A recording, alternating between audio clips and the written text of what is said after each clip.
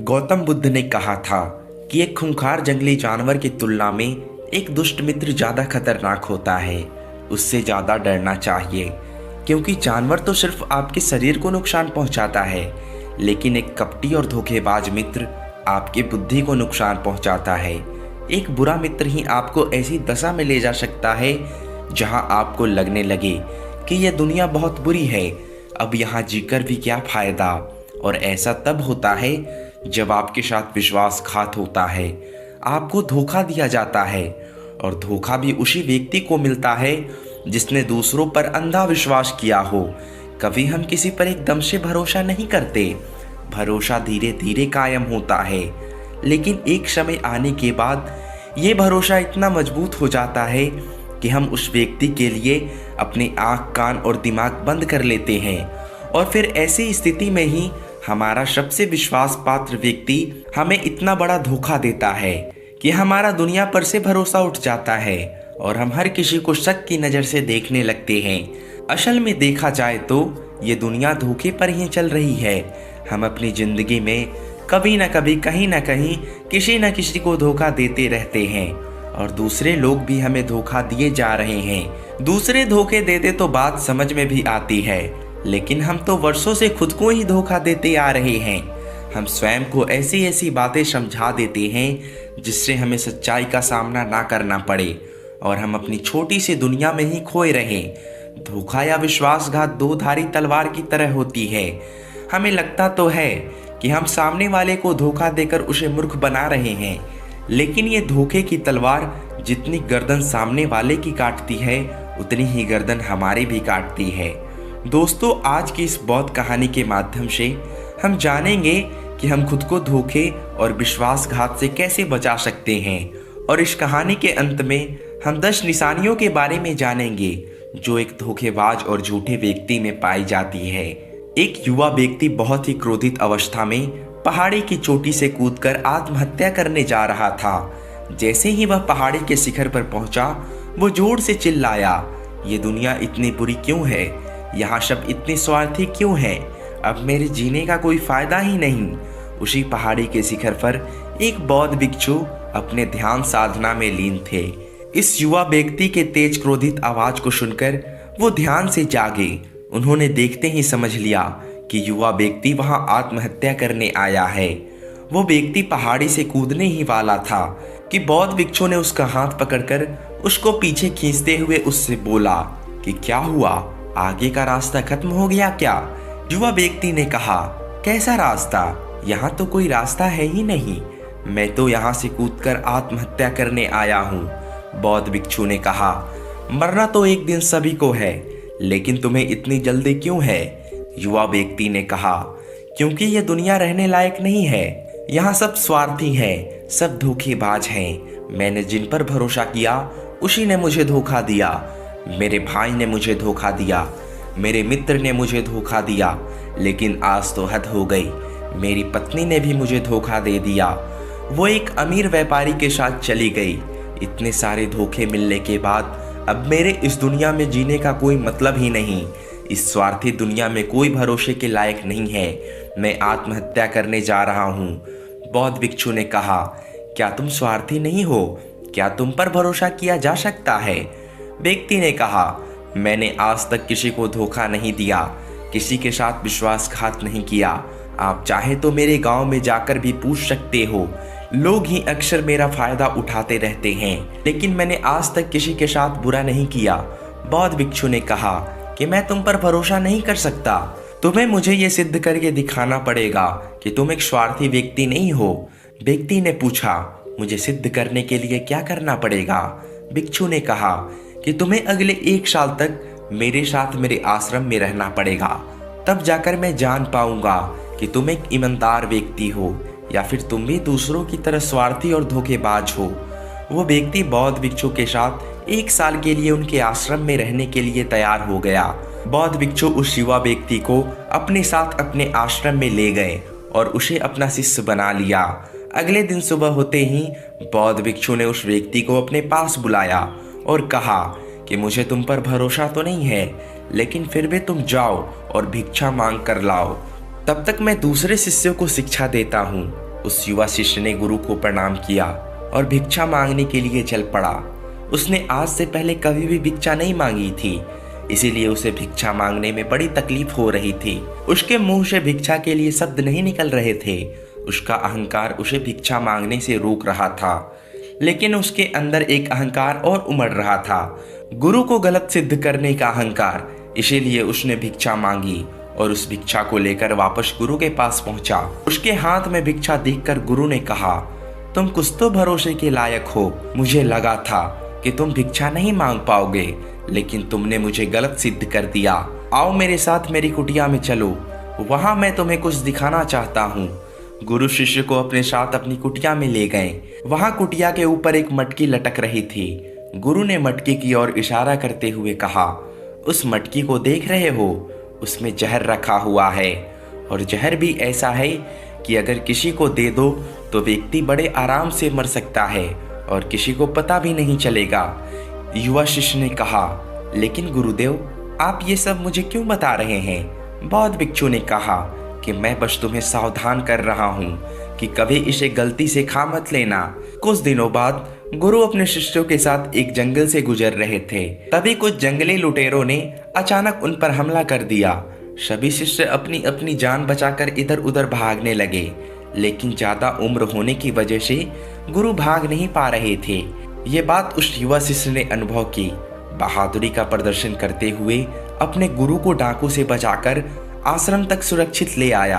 आश्रम पहुंचकर गुरु ने शिष्य की सभी के सामने प्रशंसा की और कहा, तुम सभी लोगों से अच्छा तो मेरा ये नया शिष्य है, जिसने अपनी जान पर खेलकर मेरी जान बचाई और मुझे सुरक्षित यहाँ तक ले आया। आज से मुझे इस पर पूरा भरोसा है। उस दिन के बाद से हर सुबह जब भी गुरु उससे मिलते तो उससे एक बात जरूर कहते कि मुझे तुम पर पूरा भरोसा है।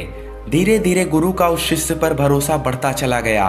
वो इतना बढ़ गया कि गुरु ने एक दिन शिष्य को अपने पास बुलाया और कहा, कोई पुत्र नहीं है मेरा, लेकिन तुम मेरे पुत्र जैसे ही हो। अब मेरी उम्र हो चुकी है, मैं बूढ़ा हो गया हूँ, इसलिए मैं चाहता हूँ कि मेरी मृत्यु के बाद आश्रम की बागडोर अपने हाथ में ले लो। शिष्य ने कहा कि गुरुदेव, अगर आपकी यही इच्छा है तो मैं आपकी खुशी के लिए यह जिम्मेदारी भी उठाऊंगा। इतना कहकर शिष्य वहां से चला गया। कुछ दिनों बाद गुरु बीमार पड़ गए तो उन्होंने आश्रम के सभी शिष्यों को बुलाकर ये घोषणा कर दी, मेरे बाद ये आश्रम का संचालन ये युवा शिष्य करेगा। धीरे धीरे दिन बीतने लगे और उस युवा शिष्य के मन की बेचैनी बढ़ने लगी। जल्द से जल्द आश्रम को अपने कब्जे में लेना चाहता था। वो हर सुबह गुरु के पास जाकर यही देखता कि गुरु के स्वास्थ्य में कोई प्रभाव पड़ा है या नहीं, लेकिन गुरु का स्वास्थ्य तो दिन प्रतिदिन अच्छा होता जा रहा था। अब तो उसके सब्र का बांध टूटने लगा, उसकी तो नींद उड़ गई। वो हर समय यही सोचता रहता कि कैसे गुरु को रास्ते से हटाया जाए और किसी को पता भी ना चले। कभी वो सोचता कि गुरु को नदी में धक्का दे देता हूँ, लेकिन अगले ही पल उसे ख्याल आता कि गुरु तो अच्छे तैराक हैं, वो तैरकर बाहर आ जाएंगे।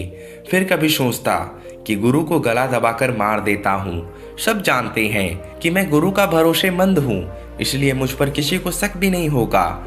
लेकिन फिर वो सोचता कि अगर थोड़ी सी भी चूक हुई तो इससे बात बिगड़ भी सकती है। उसने सोचा कि मुझे कोई ऐसा तरीका ढूंढना होगा जिससे गुरु की मौत भी हो जाए और सभी को यही लगे कि ये एक स्वाभाविक मृत्यु थी और भगवान को यही मंजूर था। एक दिन वो युवा शिष्य गुरु के पास उनकी कुटिया में बैठा था। तभी उसकी नजर ऊपर लटक रही मटकी पर पड़ी। उसे याद आया कि गुरु ने कहा था, इसमें जहर है और जहर भी ऐसा है जिसका किसी को पता नहीं चलता। उसने सोचा कि यही सही रहेगा, ये जहर गुरु को दे देता हूँ और किसी को पता भी नहीं चलेगा कि उनकी मृत्यु कैसे हुई। फिर पूरे आश्रम पर सिर्फ मेरा नियंत्रण होगा। अगले दिन उसने चुपके से गुरु की कुटिया से वो जहर चुरा लिया और उसने गुरु के खाने में मिला दिया।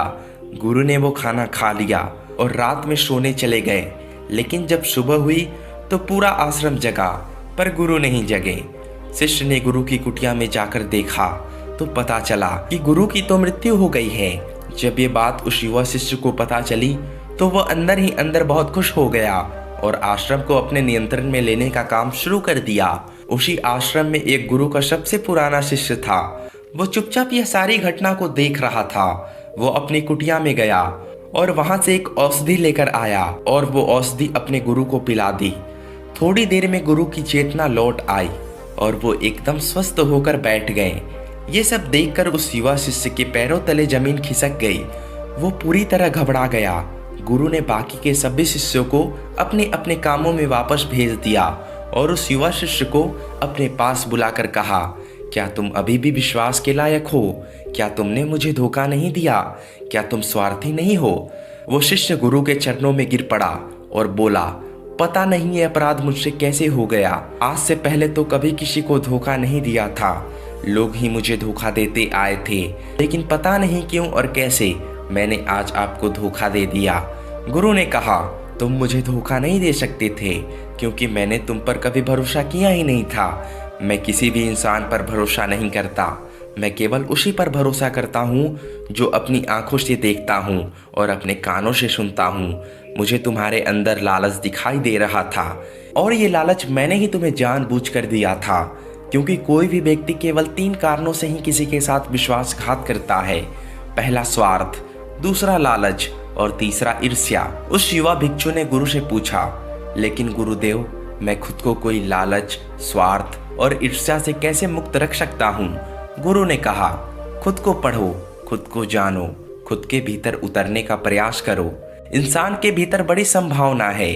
वो खुद को कभी भी बना सकता है, कुछ भी हो सकता है। और जब तुम में कोई बदलाव आए तो खुद के भीतर झांक कर ये जानने का प्रयास करो कि तुम क्यों बदल रहे हो, कौन तुम्हें बदल रहा है, ये बदलाव अच्छा है या बुरा।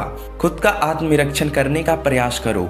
गुरु के शब्द सुनकर शिष्य ने अपने गुरु के पैर पकड़ लिए और कहा, गुरुदेव, मैं आपका हिस्सा बनकर रहना चाहता हूँ और ये ज्ञान प्राप्त करना चाहता हूँ कि मैं कौन हूँ, क्या हूँ और मैं क्यों बदलना चाहता हूँ। गुरु ने कहा, हमारे आसपास ऐसे बहुत से लोग हैं और ऐसे बहुत से लोग हुए हैं जो इस बात की मिसाल हैं कि उन्होंने अपने स्वार्थ, लालच और ईर्ष्या को वश में करके कभी किसी को धोखा नहीं दिया, किसी के साथ भी विश्वासघात नहीं किया। धोखा इंसान तभी देता है जब उसे लगता है कि वो जो कर रहा है उसे कोई नहीं देख रहा और भविष्य में भी किसी को उसका पता नहीं चलेगा और जो वो कर रहा है वो सही है।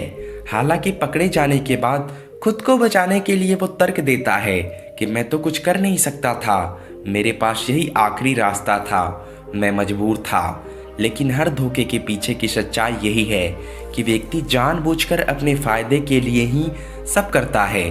गुरु ने शिष्य की आंखों में देखते हुए कहा, याद रहे, हम जब भी किसी को धोखा देते हैं तो हम उसकी आंतरिक चेतना को ठेस पहुंचाते हैं और वो इतनी बुरी तरह से आहत होता है, उसका किसी पर भरोसा नहीं रह जाता और वो अंदर से बहुत दुखी और खुद को अकेला महसूस करने लगता है।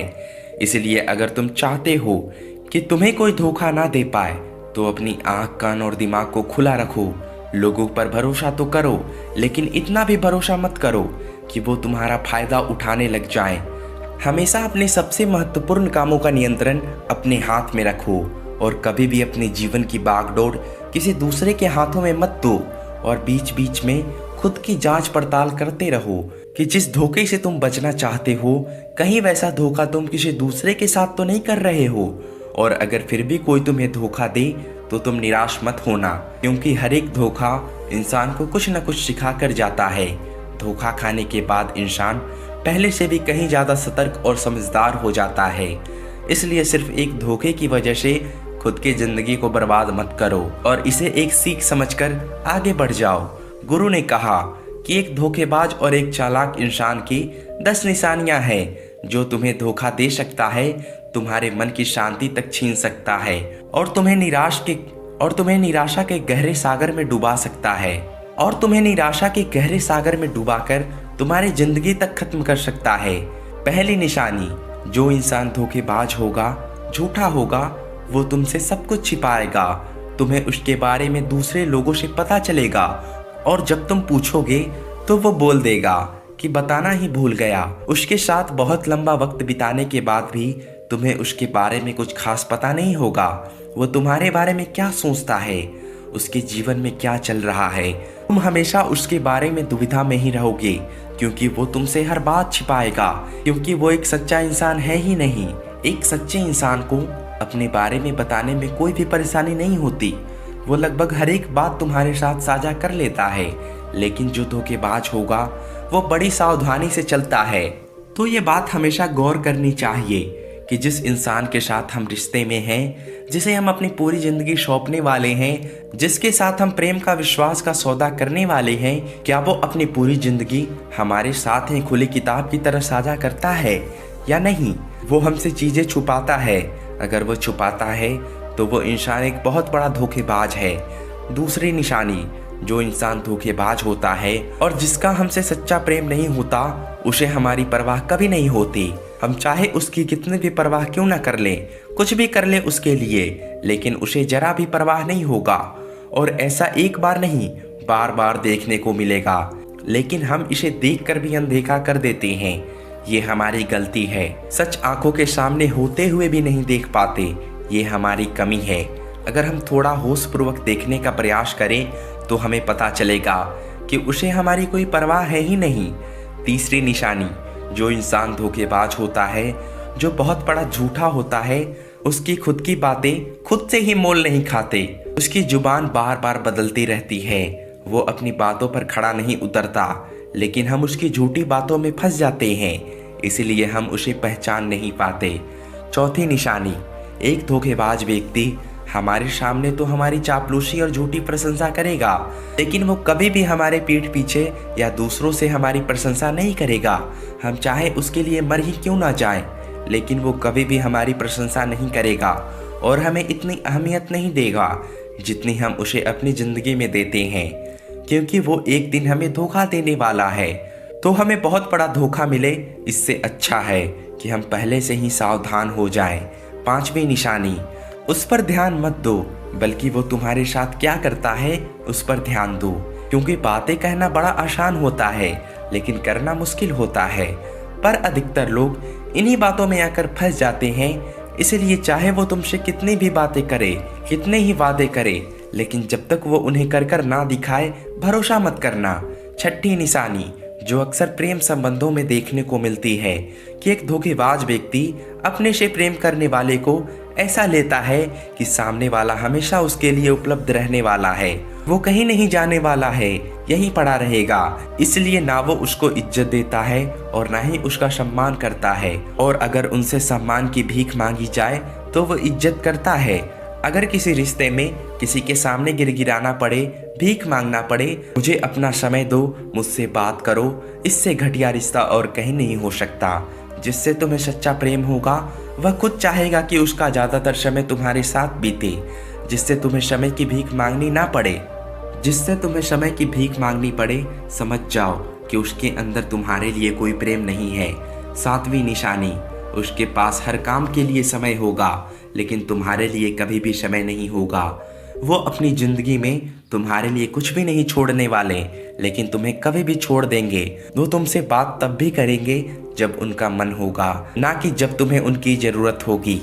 वो तुम्हें तो किसी दूसरे इंसान में बदल सकते हैं, लेकिन तुम्हारे लिए कुछ भी नहीं बदलेंगे, ना अपनी आदतें, ना अपना स्वभाव और ना ही अपना आराम। आठवीं निशानी, वो कभी भी तुम्हारे प्रति समर्पित और प्रतिबद्ध नहीं होंगे। वो तुमसे कभी भी नहीं कहेंगे कि चाहे कुछ भी हो जाए हम तुम्हारे साथ हैं। ये तुम्हें कभी भी एहसास नहीं होगा कि कल को तुम्हें कुछ भी हो जाए तो वो तुम्हारे साथ होंगे, चाहे कैसा भी समय हो वो तुम्हारा साथ देंगे। ये एहसास तुम्हारे अंदर कभी नहीं आएगा। वो केवल अपनी शर्तों पर तुम्हारे साथ रहेंगे। जब जब उन्हें आराम होगा, जब जब उन्हें अच्छा लगेगा, वो तुम्हारे साथ रहेंगे। और अगर उन्हें थोड़ी सी भी तकलीफ हुई तो वो चले ही जाएंगे, क्योंकि वो अपने आराम से बाहर आकर तुम्हारे लिए कभी भी कुछ भी नहीं करने वाले। क्योंकि वो अपने आराम से बाहर आकर तुम्हारे लिए कभी भी कुछ भी नहीं करने वाले। नौवीं निशानी, वो तुम्हें हमेशा दुख पहुंचाते रहेंगे, कभी जानबूझकर तो कभी उन्हें पता भी नहीं चलता कि वो तुम्हें कितना दुख पहुंचा रहे हैं, और तुम्हारे दिल को ठेस पहुंचाते रहेंगे। जो इंसान तुमसे सच्चा प्रेम करता है उसके साथ तुम्हें खुशी महसूस होगी। उसके साथ रहने पर तुम्हें ऐसा लगेगा कि जैसे तुम हल्के वह पर हवा में उड़ रहे हो। और अगर तुम एक धोखेबाज और एक गलत इंसान के साथ रिश्ते में हो तो तुम्हें सब कुछ भारी और बोझिल लगेगा। ऐसा लगेगा जैसे कुछ ठीक नहीं हो रहा है। तुम्हारे अंदर से आवाज आएगी, तुम्हारे अंदर से आवाज आएगी, ये रिश्ता ठीक नहीं है तुम्हारे लिए। पर अगर तुम उसे सुनकर भी अनसुना कर देते हो तो ये तुम्हारी गलती है। 10वीं निशानी, तुम उनकी ज़िंदगी में कभी नहीं होते। कोई विशेष जगह नहीं होती तुम्हारी उनकी ज़िंदगी में। वो जब चाहें बड़ी आसानी से तुम्हें अपनी ज़िंदगी से बाहर कर सकते हैं और उन्हें फर्क नहीं पड़ेगा। अगर तुम्हें भरोसा नहीं है और सच्चाई जाननी है उनकी, तो कुछ दिनों के लिए उनकी ज़िंदगी से गायब हो जाओ। उन्हें जरा भी फर्क नहीं पड़ेगा, बल्कि वो तो और खुश हो जाएंगे। वो सोचते होंगे कि अच्छा हुआ, मुसीबत हमारी ज़िंदगी से टल गई और हम अब आज़ाद हैं। दोस्तों, अगर आप भी ऐसे इंसान के साथ रिलेशनशिप में हो तो होश में आ जाइए और जितना जल्दी हो सके बाहर आइए। यकीन मानिए, ऐसे रिश्ते से बाहर आकर आपको शांति, सुकून, प्यार सब मिलेगा। क्या सिर्फ वही इंसान इस दुनिया में है? आप एक बुरे इंसान को छोड़ोगे तो 10 अच्छे इंसान आपकी ज़िंदगी में आएंगे जो आपको सम्मान देंगे, प्यार देंगे।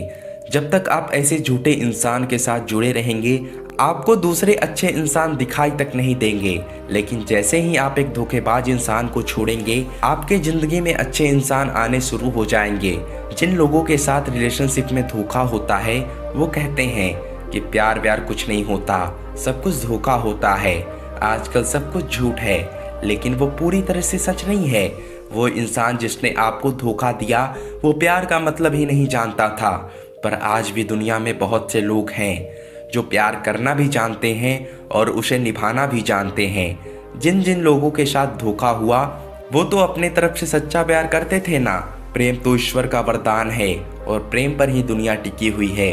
अगर एक गलत इंसान आपके प्रेम को नहीं समझ पाया तो इसका मतलब ये नहीं है कि इस दुनिया में प्रेम है ही नहीं। ये दुनिया प्रेम से ही चलती है और ये हंसती नाचती दुनिया प्रेम करने वालों की बदौलत ही है। और अंत में एक बात और कहना चाहूँगा, अगर आपको अपने परिवार वालों से धोखा मिला या फिर आपको कोई गलतफहमी हो गई हो तो कोशिश यही करो कि आप लोग एक दूसरे की बात को समझें, एक दूसरे को जानें और एक दूसरे को माफ़ करें। क्योंकि आपको बहुत सारे लोग मिल जाएंगे लेकिन आपके परिवार जैसा लोग आपको पूरी दुनिया में कहीं नहीं मिलेंगे।